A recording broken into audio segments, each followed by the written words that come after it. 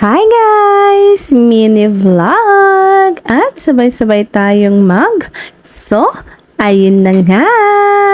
May 15 pa ang maganap na to guys. At kilala nyo naman si ako. Buti na lang at sinipag akong mag-edit. At alam nyo ba, sobrang aga kong gumising sa araw na to. Paano pa naman kasi? Dapat sundin yung call time kasi nag-fasting sila samantalang ako. Over ako sa fasting. Wrong timing yung eme-eme kong diet, guys. Kasi ang dami pala nilang chat sa GC namin. Ngayong shock na gimas si Diti turog ko. First time ko ang pumasok dito sa St. Paul Hospital at sana'y huli na rin to. At guys, ang tunay nga naming pakay dito ay para makapagpa-medical. Tunay nga na kami po ay grateful at super thankful sa DepEd dahil nabigyan kami ng pagkakataong makapagpa-check up ng libre.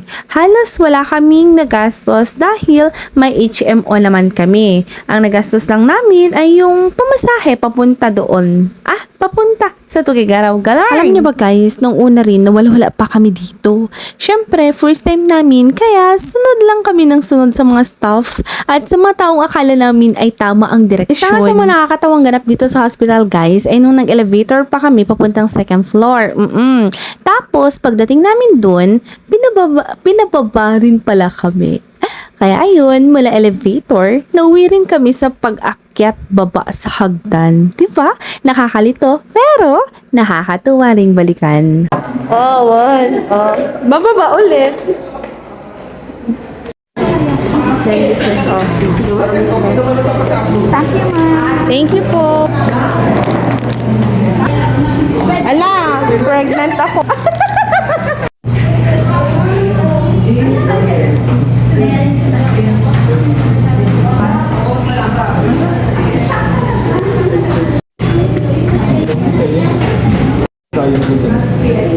Guys, bago pala kayo pumunta rito, siguraduhin nyo na may LOA kayo.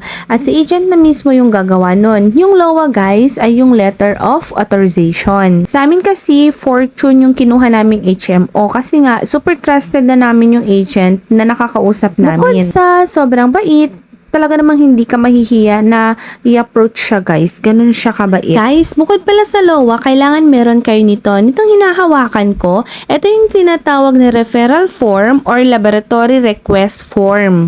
Sa case ko guys, si Atswe Eds ang kumuha sa akin. Kinuhanan niya kami doon sa may sentro. Kasi that time, nakabudbudot pa na wen, kit masadutak nga rumor. Char! Fighting, Ma'am Emery!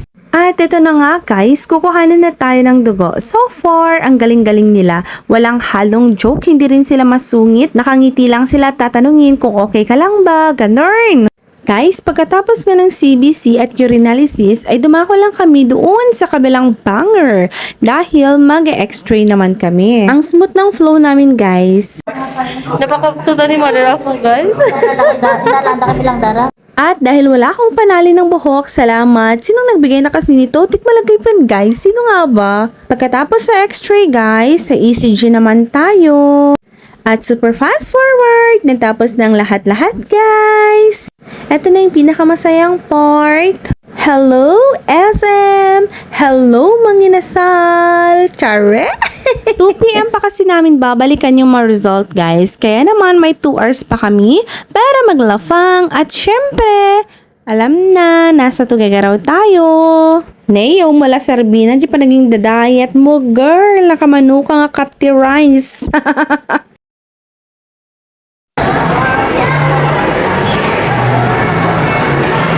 Ay, na meeting place tayo guys. Kasi shopping ay ito guys. I-shopping na iti ko na guys. Bonus na.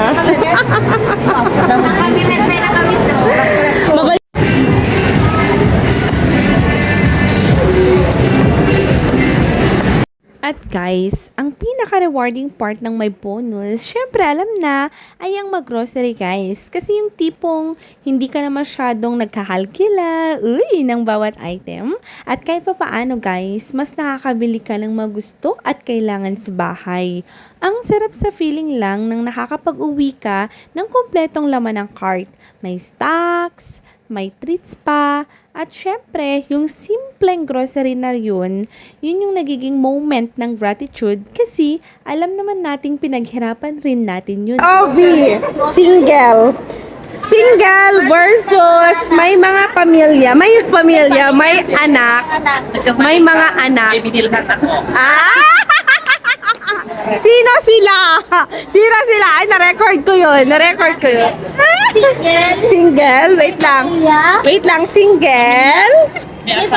May pamilya lang. May pamilya. Kasi wala pang asawa. May mga anak. Dandan. May mga anak. Ay, pamilya pa rin yun. Asawa na. Pamilya pa rin yun. Kasi may ampun kami. Ah, lusat na ba? O diba, nilecturean pa nga tayo ng Sir Russell.